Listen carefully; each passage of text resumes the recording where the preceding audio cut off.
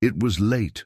The fluorescent lights of the subway station buzzed overhead, casting a cold, sterile glow across the tiled floor. A janitor's footsteps echoed down the hallway, but Chris didn't flinch. He was too focused on keeping his son, asleep, gently cradled in his arms, wrapped in a thin jacket. They were locked inside a public restroom. Chris leaned his back against the wall, slowly sliding to the floor. His son stirred but didn't wake. Chris looked up at the ceiling, his eyes full of quiet desperation. Not anger, not bitterness, just a father trying to hold it together. This wasn't supposed to be his life.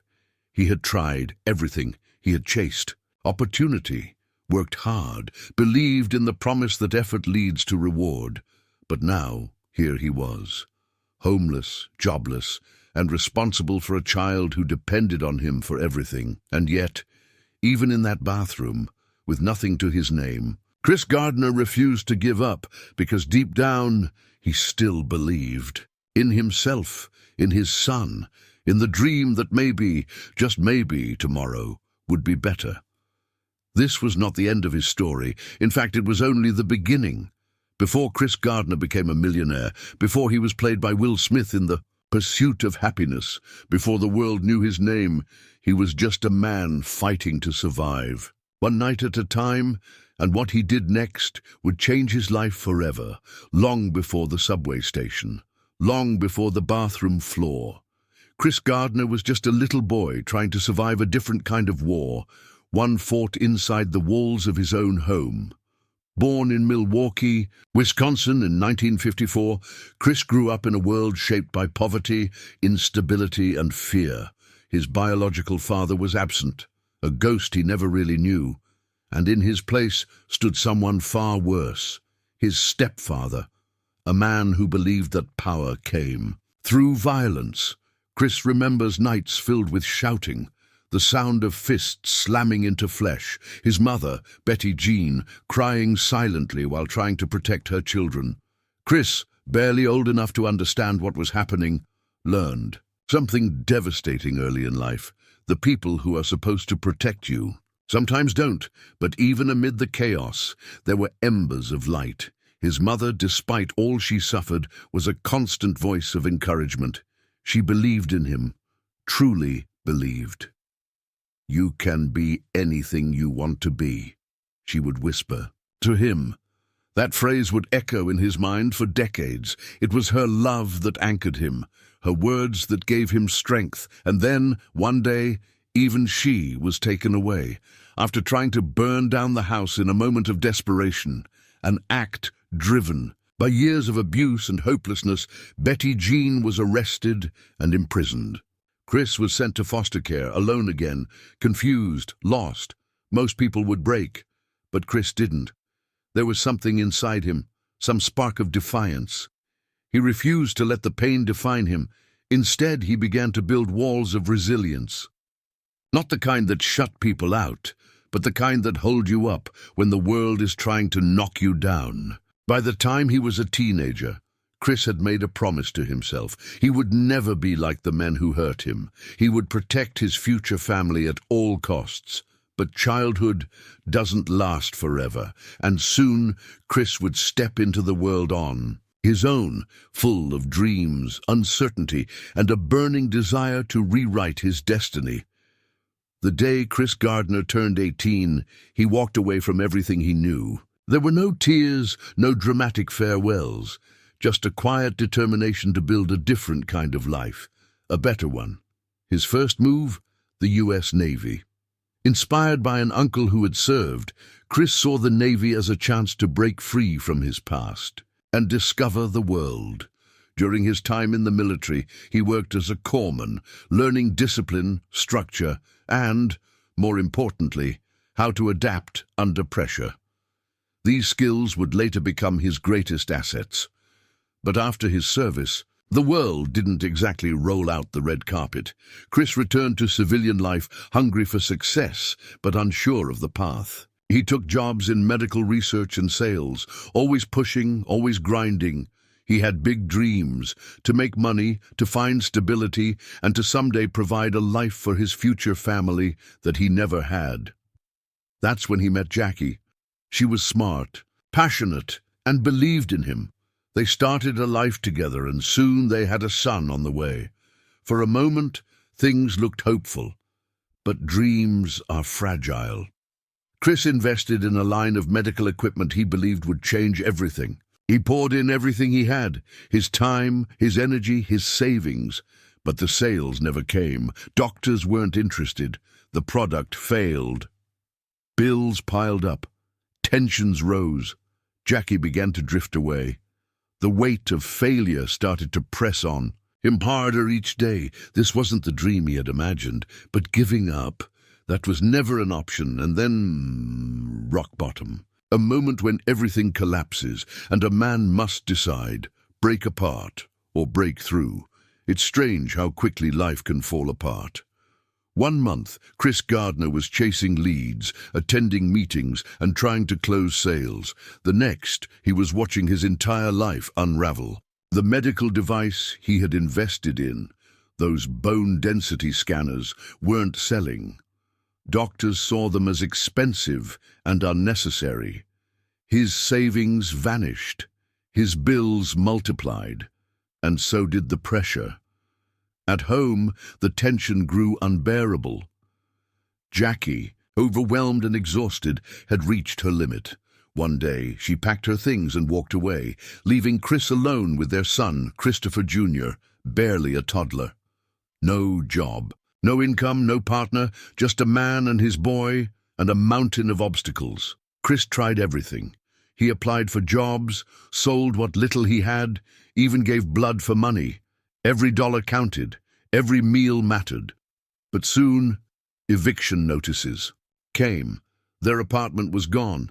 The safety net had disappeared, and then came the hardest part: homelessness. With no one to turn to, Chris began a new routine, one that no father ever imagines. During the day, he'd carry his son in one arm and job applications in the other. At night, they'd search for a place to sleep. Sometimes it was a church shelter. Sometimes it was a subway station. Once, it was a locked bathroom stall, where Chris braced the door with his foot and tried to hum his son to sleep, hiding tears in the dark. But even then, he never gave up. He smiled for his son. He read to him. He kept their clothes clean, using public restrooms. He kept pushing, kept showing up. Because inside, Chris still believed that this wasn't where the story ended. It was where something new would begin. When you lose everything, the only thing left is belief. And sometimes that's all you need. And then, one day, fate intervened, in the form of a stranger, a question, and a red Ferrari. It started with a question. Chris was standing outside a hospital when a man pulled up in a sleek red Ferrari. The engine purred like confidence. Chris couldn't help himself. He walked over and asked, "What do you do? And how do you do it?" The man smiled. "I'm a stockbroker."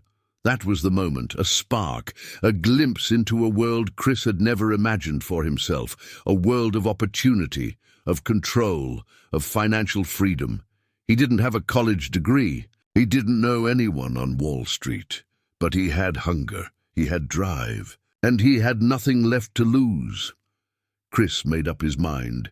He would become a stockbroker. He started showing up every day at brokerage firms, asking for interviews, asking for chances. Most people turned him away without a second glance. But he kept coming back, persistent, unshakable. Then one firm, Dean Witter Reynolds, gave him an interview. On the morning of that interview, Chris had been arrested. He'd been stopped over unpaid parking tickets and spent the night in jail. He showed up late, unshaven, wearing paint-stained clothes, straight from jail to the interview room. But he told them the truth. No excuses, just honesty and passion, and they saw something in him. Chris didn't just get the interview, he got into the program. But there was one catch. It was unpaid. 6 months of full-time work, with no salary. How do you survive without money while raising a child and trying to break into one of the most competitive industries in the world? You survive because you must. Chris accepted. He worked harder than anyone else. He made 200 cold calls a day, studied late at night, memorized stock trends while holding his son in his arms. It was more than ambition. It was survival. It was legacy. It was love. But surviving wasn't enough. He needed to win. And the competition was fierce. Only 1 out of 20 interns would get hired. To the outside world, Chris Gardner looked like any other intern. Suit and tie, briefcase in hand, moving quickly through the city streets. But no one knew that. At night, he had no home. Every day, Chris showed up at Dean Witter like his life depended on it, because it did. He couldn't afford to be average. He couldn't afford to fail. There were 19 other interns, all with college degrees, stable, homes and full bellies. Chris had a toddler, no money, and barely a place to sleep. He'd leave work and race to find shelter, sometimes a church, sometimes a mission. If they arrived too late, there'd be no beds. More than once, he slept on the floor of a BART station, bathroom, locking the door and holding his son close, humming lullabies to drown out the noise of the world. He never told anyone. No one at work knew he was homeless. He never asked for sympathy. He just showed up, clean, shaved, determined.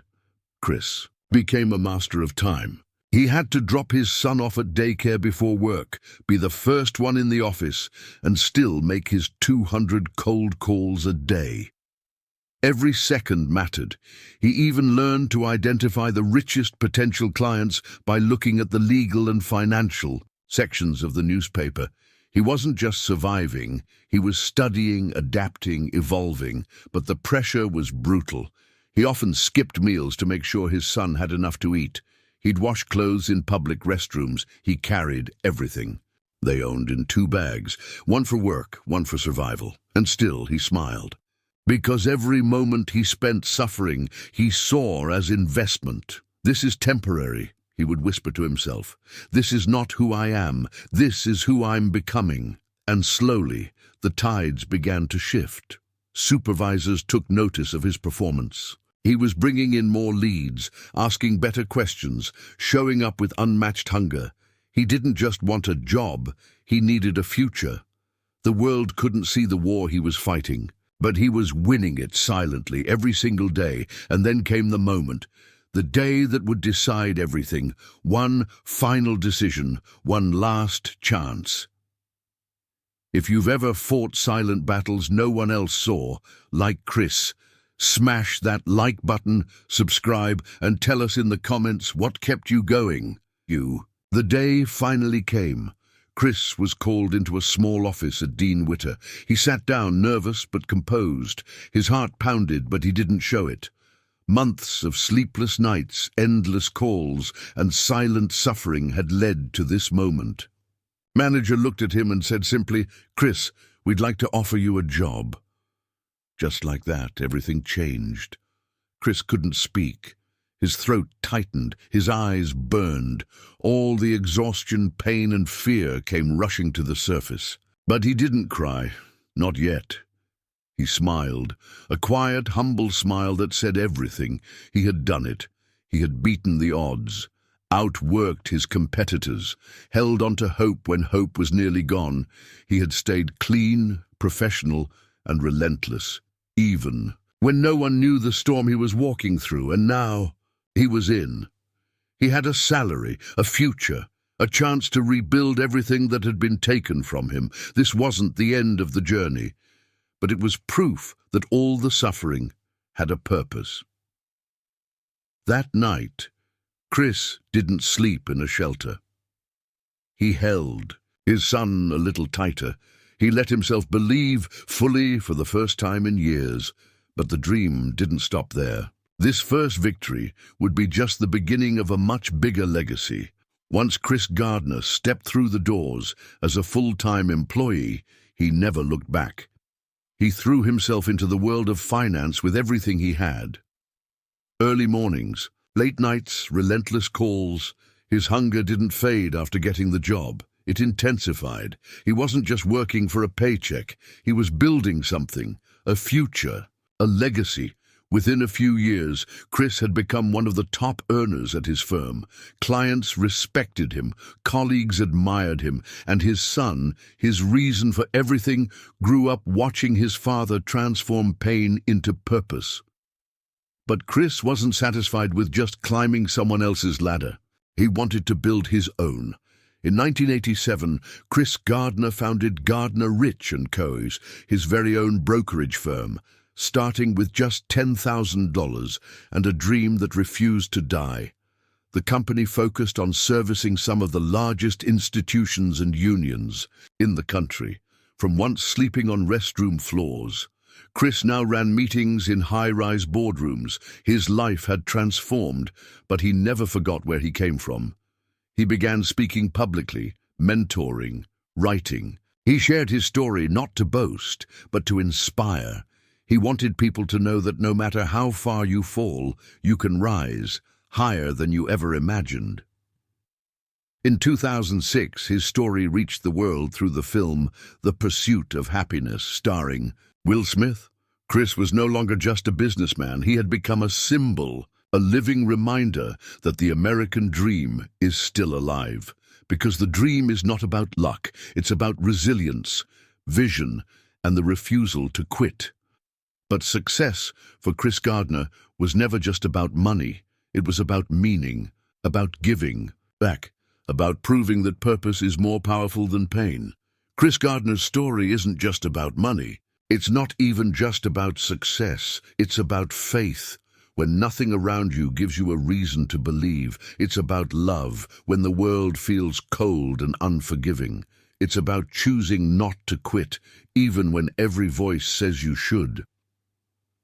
He didn't come from wealth. He didn't have connections. He didn't have an easy path, but he had vision, he had grit, and he had a reason to keep going. The future was something I had to earn. I wasn't born into it. I had to fight for it, Chris once said, and that's his legacy. Not the money, not the movie, but the message that you can rise no matter how far you fall, that your pain can become your power, that you don't need a perfect past to create a powerful future. So ask yourself, what are you willing to fight for, and what story will you leave behind?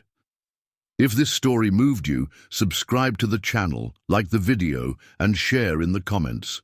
What's your dream? And what's stopping you from chasing it? Let's dream together.